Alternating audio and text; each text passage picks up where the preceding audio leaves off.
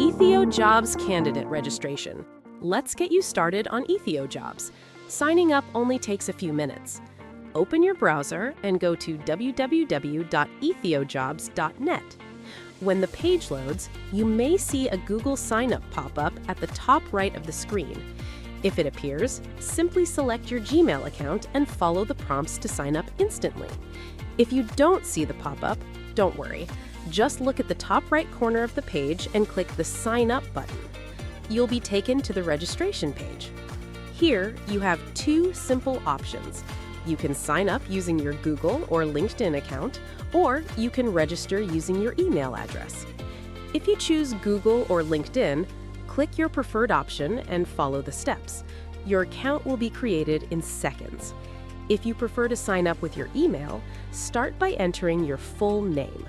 Next, enter your email address and create a strong password. Ethiojobs will guide you on how to make your password secure. Re-enter your password to confirm it, then click Register. You're almost done. You'll now need to verify your email address. Open your email and look for a message from Ethiojobs. If you don't see it, check your spam folder. Open the email and click Confirm Email to activate your account. You'll be redirected to the login page.